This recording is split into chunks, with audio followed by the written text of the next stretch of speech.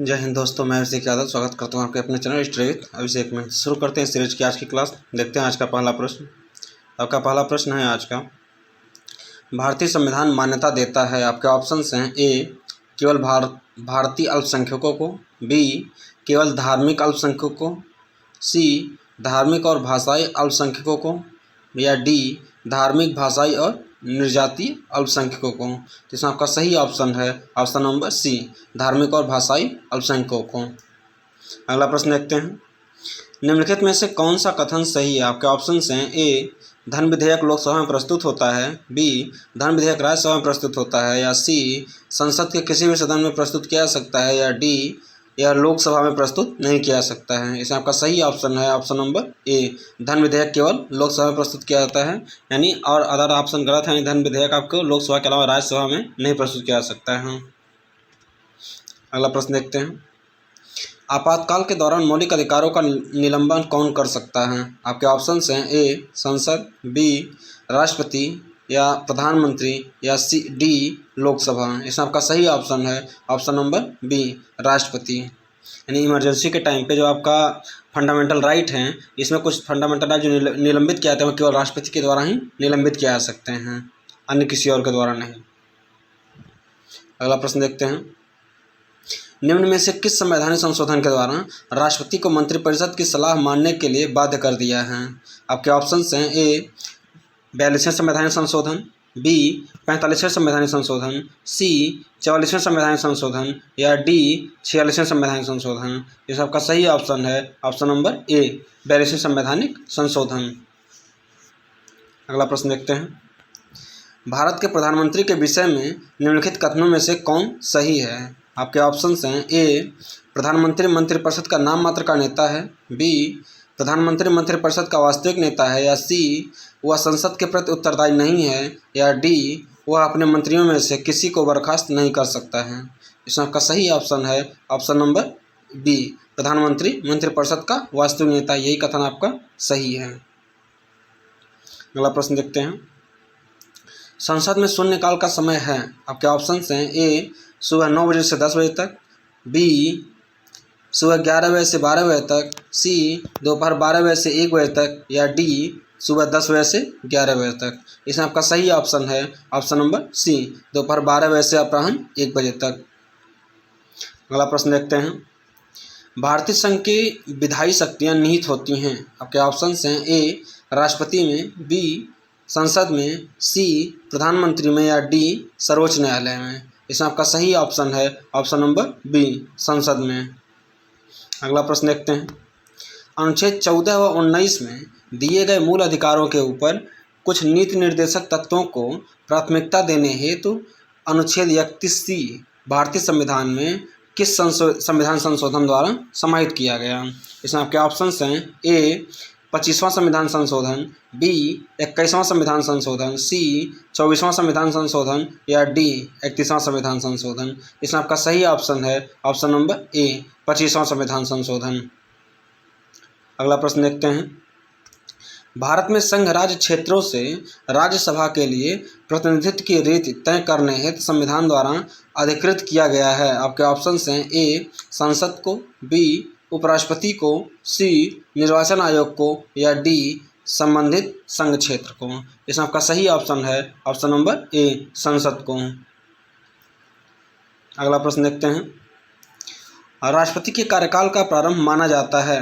आपके ऑप्शंस हैं ए शपथ ग्रहण के दिन से, बी नामांकन के दिन से, या सी चुनाव के दिन से, या डी पूर्व राष्ट्रपति के अवकाश से।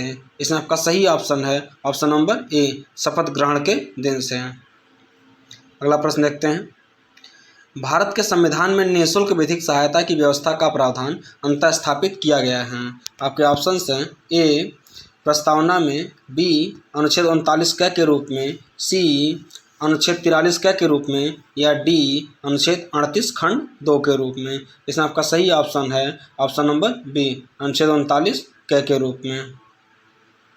अगला प्रश्न देखते हैं, भारतीय संविधान का कौन सा अनुच्छेद सर्वोच्च न्यायालय को प्रलेखों का न्यायालय घोषित करता है। आपके ऑप्शंस हैं ए अनुच्छेद 127, बी अनुच्छेद 126, सी अनुच्छेद 129, या डी अनुच्छेद 30।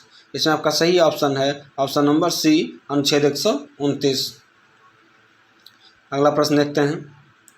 राज्य सरकार के मंत्रियों के वेतन एवं भत्तों का निर्धारण किया जाता है। आपके ऑप्शन हैं ए राज्यपाल द्वारा, बी राज्य विधानसभा द्वारा, सी मुख्य सचिव द्वारा या डी मुख्यमंत्री द्वारा।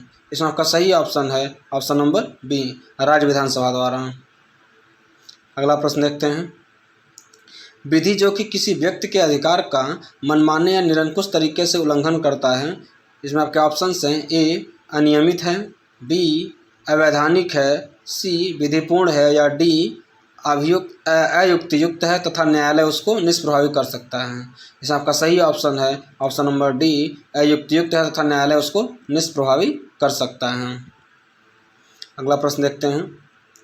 उच्च न्यायालय के न्यायमूर्ति की सेवानिवृत्ति की आयु है। आपके ऑप्शन हैं ए 60 वर्ष, बी 62 वर्ष, सी 70 वर्ष या डी 65 वर्ष। इसमें आपका सही ऑप्शन है ऑप्शन नंबर बी, 62 वर्ष।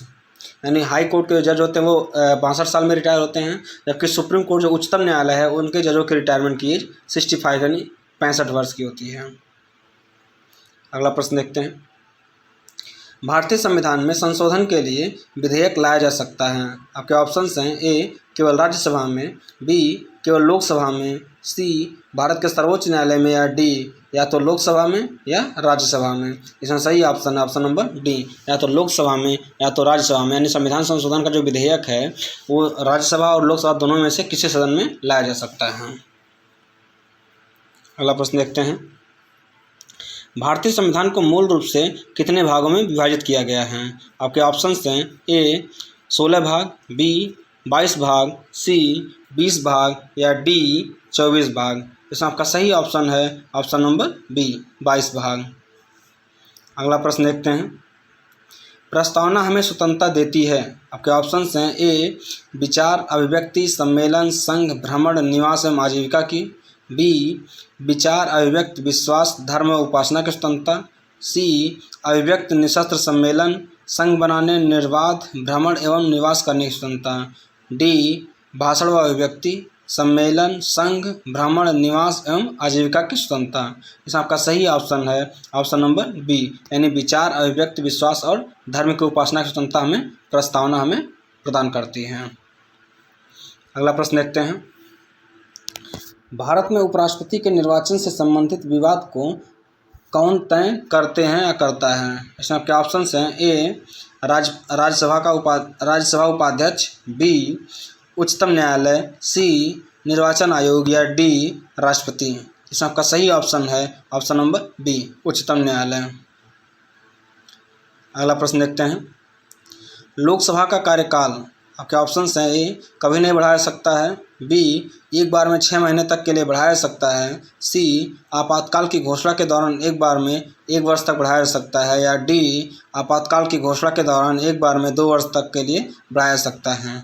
इसमें आपका सही ऑप्शन है ऑप्शन नंबर सी, आपातकाल की घोषणा के दौरान एक बार में 1 वर्ष के लिए बढ़ाया जा सकता है। यानी जब इमरजेंसी लग जाती है, नेशनल इमरजेंसी लगाई जाती है, तो उस समय अगर आपकी लोकसभा भंग होने वाली है तो उसको 1 साल के लिए बढ़ाया जा सकता है। आज के लिए इतना ही, हम मिलते हैं अगले क्लास में। जय Hind, thank you so much.